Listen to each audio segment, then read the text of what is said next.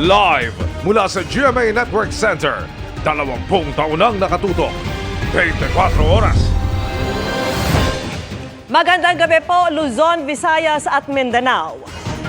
Humarap pero hindi nanumpa si Vice President Sara Duterte sa pagdinig ng Kamara kaugnay sa paggastos ng budget ng kanyang opisina. Giit niya, paghahanda ito ng Kamara para sa isang impeachment case. Nang tanongin naman ng media sa relasyon niya sa Pangulo, hindi umano sila magkaibigan. At sagot niya sa kung makikipagtandem pa sa isang Marcos, never again. Nakatutok si Ian Cruz. Humarap si Vice President Sara Duterte sa pagdinig ng House Committee on Good Government and Public Accountability kaugnay sa budget ng Office of the Vice President. Nagbunso dito sa privilege speech ni Manila Representative Rolando Valeriano na nagpunto sa umano'y maling paggamit ng pondo ng OVP. Sa umpisa pa lang ng pagdinig, mainit na ang balitaktakan nang tumangging manumpa ang Vice Presidente. Ang nasa rules ninyo, witnesses lang po ang nag-o-oath. Wala po kayong rules sa resource persons.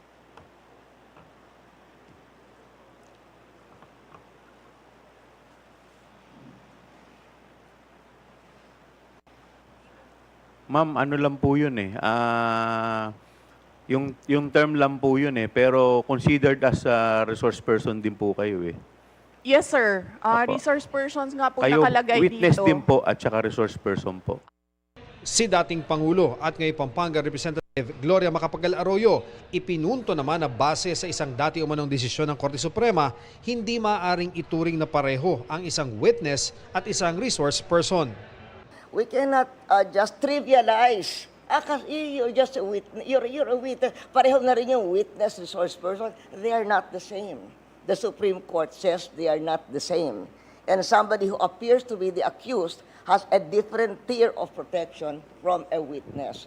The point of the Honorable Arroyo is well taken. But we will proceed to the oath taking. If the Vice President refuse to take her oath, we will respect that.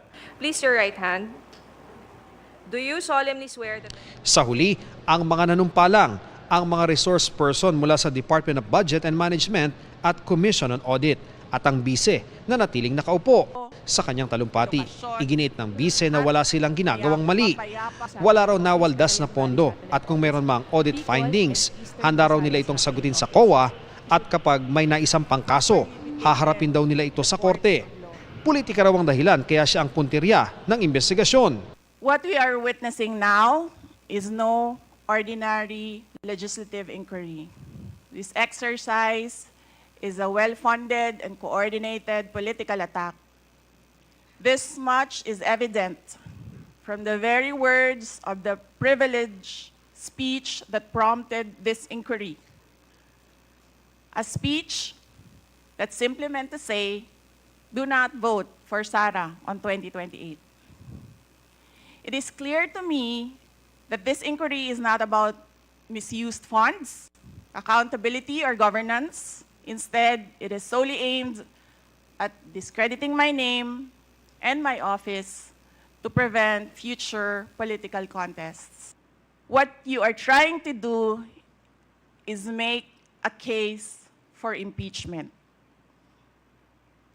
Hindi naman ako kakandidato sa nalalapit na eleksyon. Matatandaan sa nakaraang pagdinig ng House Appropriations Panel, umalma si Vice President Duterte nang ungkatin ng mga mambabatas ang tungkol sa paggastos ng confidential funds ng OVP noong 2022. Nagrekomenda na rin ang Appropriations Committee na tapyasan ng mahigit 1 bilyong piso ang OVP budget para sa 2025. You have the complete freedom to do whatever you wish with the OVP budget. If you feel that all the documentary submissions are not enough, then by all means, huwag kayo magbigay ng budget. I will not allow myself to be subjected to an inquiry based on an empty privilege speech, just so you can attack me and do indirectly what you failed to do directly during the budget hearings. Dahil hindi siya nanumpa, hindi tinanong ng mga mambabatas si VP Sara. Pero bago magtanghali, lumapit ang bise kay Chua. Pagbalik sa upuan, muling nagsalita ang bise para magpa-excuse sa pagdinig. May I request to leave the inquiry? Ma'am, pwede naman po, considering na hindi naman din po kayo naka-oath and alam naman po namin marami rin po kayong ginagawa. The Vice President is excused. Sa ambush interview, sinabi ng bise na lantaran na ang ginagawa ng mga kinatawan para paghandaan ang impeachment laban sa kanya. Very obvious yung kanilang ginagawa na nagpa-practice sila kung anong gagawin nila. Tayo naman trabaho lang. With respect sa impeachment, wala naman po akong alam pa doon. So, hindi ko po alam. Wala po akong idea sa impeachment. Basta tayo, ginagawa lang po natin yung trabaho. Hindi man siya tinukoy, sumagot si Vice President Duterte sa pahayag ni Speaker Martin Romualdez na hindi nila kukonsintihin ang hypocrisy at evasion ng mga ahensya ng pamahalaan patungkol sa budget. Malamang ako yon dahil tinatanong ninyo ako ngayon about sa kanyang speech at sinasabi ko kung ano yung ginagawa nila ngayon dyan sa loob, yan yung inilarawan niya sa kanyang speech. Sa ngayon, hindi pa raw sila muli nakakapag-usap ni Pangulong Bongbong Marcos. Huli pa raw silang nagkausap noon pang nagbitiw siyang kalihim ng Department of Education. Wala. Hindi naman kasi kami talaga nagkausap niyan. Hindi kami magkaibigan. Unang-una, nagkakilala lang kami dahil naging running mate kami. So, bago pa man kami naging running mates, hindi na kami nag-uusap. Ang kaibigan ko talaga si Senator Amy Marcos. At nang tanungin kung may pagkakataon pang makipag-teammate siya sa mga Marcos. Oh, never again. Pag-alis ng bise sa pagdinig, How many agencies today? With all due respect to the honorable nagkainitan naman sina Representative Rodante Marcoleta at Manila Representative Benny Abante. Isa si Marcoleta sa nagtanggol kay Duterte sa pagdinig nang humarap daw sa budget hearing ang bise, ipinaubaya raw niya sa Kongreso kung anong gagawin sa kanilang proposed budget. Kabilang sa iginigit ni Marcoleta, ang notice of disallowance ng OVP ay contestable at maaaring masagot sa loob ng 6 na buwan. Are you rebuking this committee? Why am I supposed to rebuke the committee? I am You not. have been saying things for a while. What? You have been rebuking this committee. You are saying that. We're not blaming the Vice President on this. I asked Honorable the Marcoleta, question. we I asked are the not question. blaming the right to the- 1 minute suspension is declared by the chair. Move to suspend. Sakaling muling ipatawag ng Committee on Good Government, hindi pa raw tsak ng bise kung muli siyang makakadalo sa pagdinig. Nakadepende raw ang lahat kung ano ang gagawin ng komite.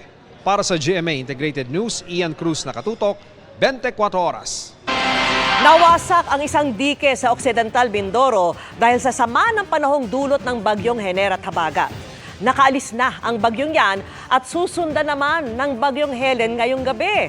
At mula sa bayan ng Sablayan, nakatutok live si Bam Alegre. Bam! Ricky, sunod-sunod na sama ng panahon mula bagyong Ferdy, Hener at ngayon yung banta ng bagyong Helen. Ito ang nanalantang hamon para sa ilang infrastruktura at maging sa agrikultura ng Sablayan, Occidental, Mindoro. Bumalik po tayo dito dahil yung kanina... Lunes ng umaga, malakas ang agos ng tubig sa Amnay River sa barangay Claudio Salgado, Sablayan, Occidental, Mindoro. Bunsod ito ng sama ng panahon mula sa kakaalis lang na bagyong Hener at Habagat. Nakunan sa cellphone video ng isang taga-barangay ang mga crack sa protection dike. Matapos lang ang ilang saglit, bakas na ang pagkawasak ng ilang bahagi nito. Ngayon nandito naman sa Philippine Area of Responsibility ang bagyong Helen, double time ang lokal na pamahalaan sa clearing operations. Naglalakihan itong mga tipak ng konkreto sa aking likuran. Tila walang kalaban-labang na itulak lang ng tubig. Ganito kalakas ang puwersa ng rumaragas ang ilog noong kasagsagan ng sama ng panahon dito, bagay na nagbibigay ng pangamba sa mga taga rito. Ayon na ng residenteng si Roderick Sanchez na isugal ang buhay ng 3 niyang anak habang may bagyong Helen. Inilikas niya ang pamilya matapos makita ang pagkawasak ng seawall malapit sa kanilang bahay. Nalungkot po kami dahil nga po nakita po namin na ganyan na naman. Ay di minsan lingguhan na naman kami sa evacuation. Doon na naman po kami. Problema ang patuloy na malakas na ulan at hindi mawala-walang baha sa ilang bahagi ng Sablayan. Apektado nito ang kabuhayan ng maraming magsasaka tulad ni Jordan Akaak na ipinangutang lang ang binhi. Dumapa na ang kanyang mga palayan. Di na mapakinabangan ang pananim. Yung sira po ng pagbabad po ng nabubulok po. Nabubulok po yung palay at siyempre pag ginarbis na po yan, kung uminit man, wala na rin pong aanihin yan kasi nga sira na po. Babad na po eh. Ang epekto nito sa amin ay sa sektor ng ating mga magsasaka. Pangunahin dahil nag-aantay na lang tayo ng tag-init at marami sa atin ay mag-aani na. Pero dahil sa dating nitong habagat ay nasira ang ating mga palayan. Kasama ang Occidental Mindoro sa mga lugar na may gale warning dahil sa banta ng habagat na posibleng palangasin ng bagyong Helen. Pinapayuhan ng mga maliliit na mga sasakyang pandagat na huwag munang maglayag. Habang wala pang storm signal ang bagyong Helen, patuloy ang mga biyahe ng Roro sa Port of Abra de Ilog.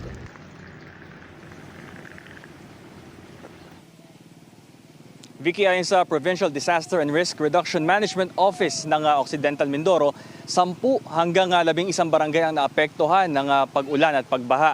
Dito dahil sa sama ng panahon at sa kalapit naman na San Jose, 3 barangay ang apektado. Live mula rito sa Sablayan, Occidental Mindoro para sa GMA Integrated News, Bam Alegre, nakatutok 24 oras. Maraming salamat sa iyo, Bam Alegre. Patay naman ang maglolo sa Palawan matapos mabagsakan ng puno ang kanilang bahay. May mga sinagip ding mangisda. Live mula sa bayan ng Coron, nakatutok si Mark Salazar. Mark! Emil, ngayong araw lang gumanda yung panahon dito. Well, nasa northern part ako ng Palawan sa isla ng Coron at today lang daw umayos ang lagay ng panahon, pero sa mga nakalipas na araw at gabi ay walang patidro ang buhos ng ulan na dala ng habagat. Kaya sa iba't ibang parte ng Palawan ay nagtala ng mga salanta na epekto ng habagat. At nabalian sila ng katig.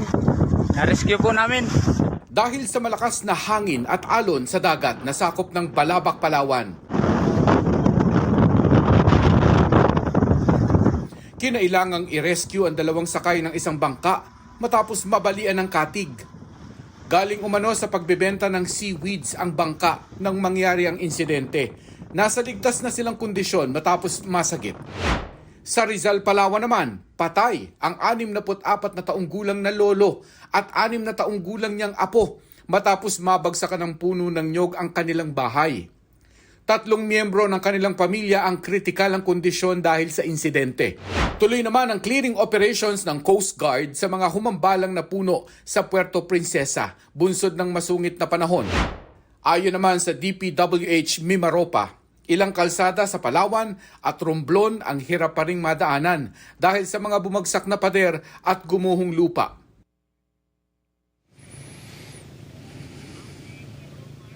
Pero syempre, Emil, ay may agam-agam pa rin ng mga taga-Palawan dahil nandiyan pa naman yung bagyong Helen at inaabangan pa nila kung ano ang magiging epekto nito sa habagat, kung ito ba'y malakas na habagat o mahinang habagat.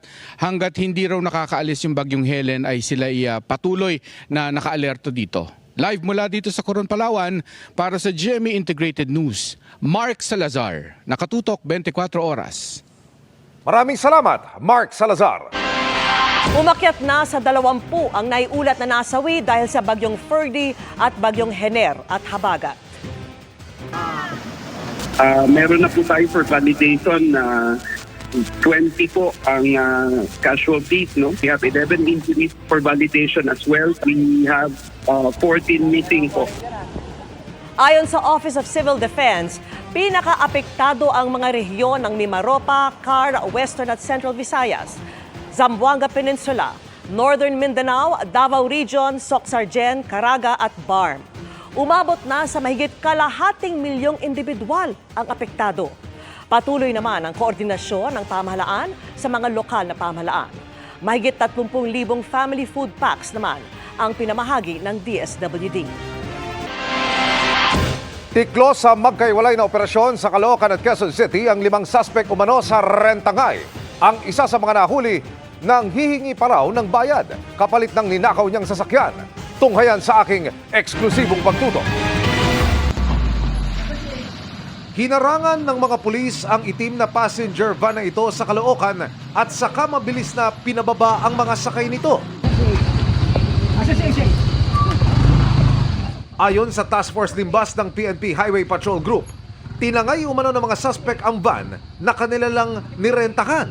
Rent po niya ng 3 days. Ngayon, yung mga requirements po, sinad niya po sa page. Kinuha niya po yung sasakyan sa amin sa Angeles.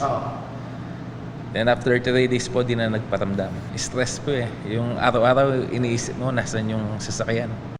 Pinost at ibinebenta na umano ng mga suspect online ng sasakyan gamit ang peking conduction sticker sa halagang 600,000 pesos lang. Ang offer is mababa doon sa market value na walang kasamang papel. Wala siyang inaalok na certificate of registration. Basta po yung unit lang po ang kanyang ibinebenta. Agad inaresto ang 3 sakay ng van, nakuha sa isa sa kanila ang isang caliber 40 na pistol. Hawak na rin ng limbas ang larawang ito kung saan makikita ang isang lalaki na nakipagtransaksyon at kumuha sa inupahang passenger van. Patuloy namin sinusubok na makunan ng panig ang mga suspect na na-inquest na. Samantala sa Novaliches, Quezon City naman, dinakip ng Task Force Limbas sa harapan ng isang kainan ng lalaking ito na sakay ng isang motorsiklo. Huwag lang pumalag pareha. Hindi ko alam kung ano yung inaano nyo. Masasaktan talaga. Ano alam ko rito? Sige na, huwag na pumalag. Kasamang inaresto ang isa pang senior citizen na babae na sangkot din umano sa isa pang kaso ng rentangay. Kakaiba dito sa insidente na ito is yung sasakyan po para ibalik nung suspect natin is kailangan pang magbayad yung biktima ng 100,000 para maibalik yung unit niya. Ito po kasi suspect natin ay sangkot na rin po. Meron siyang existing warrant of arrest na ang violation po is carnapping. Ayaw ng mga suspect na magbigay ng komento, nagbabala ang pulisya sa publiko. Lalong dumarami ngayong bare months ang mga nagsusulputang nagbebenta ng mga nakaw na sasakyan online. Para sa GMA Integrated News, Emil Sumangil, nakatutok 24 oras. Hawak na ng mga otoridad ang dating budget official na si Christopher Lau na iniuugnay sa maanomalya umanong kontrata ng Pharmaly sa gobyerno noong panahon ng pandemya. At nakatutok si June Veneracion. Halos 1 linggo matapos isyuhan ng korte ng warrant of arrest, inaresto ng PNP CIDG sa Davao City alas 11 ng umaga si Attorney Lloyd Christopher Lau. Si Lau ang Undersecretary ng Procurement Service ng Department of Budget and Management noong panahon ni dating Pangulong Rodrigo Duterte. Kaya naging sentro ng investigasyon ng Senado kaugnay ng maanumalya umanong kontrata ng Pharmaly Pharmaceutical Company noong panahon ng COVID pandemic. Kahapon, nagbantay ang mga tao sa bahay niya, subalit hindi siya umuwi. Kaya kanina lang siya na-arrest, kaninang alas 11 ng tanghali. Sumailalim siya sa booking procedure sa opisina ng CIDG Region 11. Pero inaasahang magpipiyansa ng 70,000 piso kaugnay ng kasong paglabag sa Anti-Graft and Corrupt Practices Act. Ang kaso ay kaugnay ng pakikipagsabuatan umano sa ilang opisyal ng gobyerno kasama si dating Health Secretary Francisco Duque III na nauwi umano sa pagkawala ng higit 1 bilyong pisong pondo noong COVID pandemic mula March hanggang December 2020. Lahat naman ng may warrant of arrest, kailangang ikulong, idaan sa booking process at pagkatapos ng ikukulong hanggang hinihintay yung kanyang order ng korte na siya ay pinalaya ulit because of his bail. Ngayong arestado na si Lau, umaasa si Senator Risa Ontiveros na aamin na ito kung sino ang kanya umanong big boss na nasa likod ng korupsyon ng bilyong-bilyong pisong COVID-19 funds. Para sa GMA Integrated News, June Veneracion, nakatutok 24 oras. May iniinda pa ring ubot-sipon si Pangulong Bongbong Marcos. Pansin pa rin yan sa pagpaparangal niya sa ilang kawani ng gobyerno. Nakatutok si Ivan Mayrina. Halata sa boses si Pangulong Bongbong Marcos ang iniindang ubot-sipon nang magtalumpati sa parangal sa mga natatayang kawani ng gobyerno. I'm sorry, I have picked up what everybody else seems to have, which is a cough and a cold. But it will not slow me down. Bago ito, personal niya ginawad ang 3 antas sa mga parangal, ang Presidential Lingkod Bayan Award, ang Dangal ng Bayan Award at Pag-asa Award. Ang individual awardees nakatanggap ng 200,000 pesos sa premyo at 100,000 naman sa mga miyembro ng group awardee. May automatic promotion din sa mas mataas na ranggo. Patunay raw sila na hindi lahat ng nasa serbisyo sibil ay tulad ng inaakalang mabagal, masungit o tamad. The quality of the work and the initiative that people have shown really belies the general image of the civil servant as being a bit of a drudge and being not terribly imaginative. Pero kasabay ng papuri sa kanila, ang paalala sa iba para sa transparency at pananagutan sa pagtupad sa tungkulin at sa publikong pinagsisilbihan. Let us continue to live by our constitutional mandate that public office is a public trust. Mabuhay. Para sa GMA Integrated News, Ivan Mayrina, nakatutok, 24 oras. Happy Wednesday, chikahan mga kapuso! From balot ng Dao Capis to exotic fried grasshopper ng Tupi, South Cotabato. Kakibang food trip ang na-experience ng Kapuso Stars sa pakikisaya nila sa mga Kapuso Fiesta. Yan ang report ni Eileen Pedreso ng GMA Regional TV.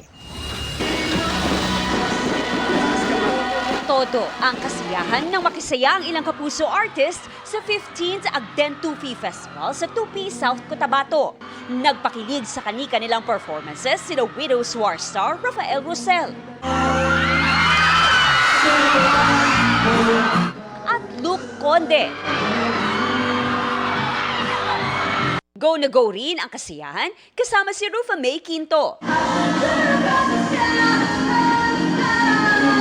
Well, they accept us. So, we're here and you're there. Hindi, seriously, maraming salamat. Siyempre, masaya, overwhelming. Naki-food trip din sila sa mga ipinagmamalaking prutas sa Tupi. Gayon din ang exotic dish na fried apan-apan o fried grasshopper. Fresh na mga pagkain dito. Yung prutas was just excellent. Yung natikman namin na exotic na parang grasshopper. Very new sa akin yung experience na yun. Maliban sa mga aktibidad sa selebrasyon ng Pasalamat Festival sa Dao sa probinsya ng Capiz, isa sa mga atraksyon sa mga bisita ang ipinagmamalaking street food ng bayan, ang balot. Kaya no wonder na ang balot na inihanda talagang in-enjoy ni na Faith Da Silva, John Lucas at E.A. Guzman. After balot experience, diretso na sa Bao-Bao Dao Public Plaza ang Kapuso Stars kung saan matyagang naghintay ang Kapuso fans. Yung effort nyo na intayin kami para lang makita kami at maging masaya kayo. Na-appreciate namin kayo mga kapuso. Yung iba dumayo pa talaga yan galing sa mga malalayong lugar pero naramdaman namin yung pagmamahal ninyo at suporta nyo sa aming mga kapuso. Thank you guys. Salamat sa pagsuporta rin sa lahat ng programa ng GMA7. So, see you po ulit soon mga kapuso. Love you! Love you! Happy Pasalamat Festival mga kapuso!